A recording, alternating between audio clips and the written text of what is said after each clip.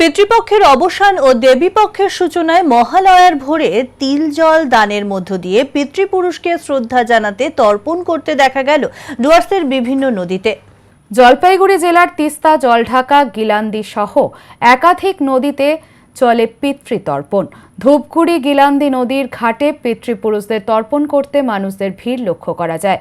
পুরোহিতের মন্ত্র উচ্চারণের মাধ্যমে পিতৃপুরুষের উদ্দেশ্যে শ্রদ্ধা নিবেদন করেন তর্পণ করতে আসা বহু মানুষ।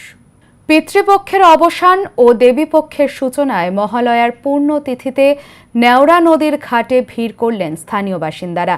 এদিন ভোর থেকেই নেওড়া নদীর ঘাটে মেটেলি ব্লকের বহু বাসিন্দাকে আসতে দেখা যায় পিতৃতর্পণের জন্য। মহালয়ার পূর্ণ তিথিতে পুরোহিতের মন্ত্র উচ্চারণের মধ্যে দিয়েই পিতৃতর্পণ সারলেন অনেকে। তেমনি তর্পণ প্রক্রিয়া দেখতে ভিড় জমান অনেকে। তবে এদিন নদীতে জল বেশি থাকায় নদীর ধারেই হয় তর্পণ প্রক্রিয়া। অপরদিকে মহালয়া তিথিতে তর্পণের উদ্দেশ্যে মাল নদীর ঘাটে ভিড় জমান বহু মানুষ। এদিন ভোর থেকেই শহরের পূর্ব পাড় দিয়ে বহমান মাল নদীর ঘাটে এলাকার বহু মানুষ করলেন পিতৃতর্পণ। মঙ্গলবার রাত থেকেই আকাশ ছিল মেঘলা, সারা রাত ধরেই হয়েছে বৃষ্টি। তবে অন্যবারের তুলনায় এবারের সাধারণ মানুষের ভিড় ছিল অনেকটাই কম।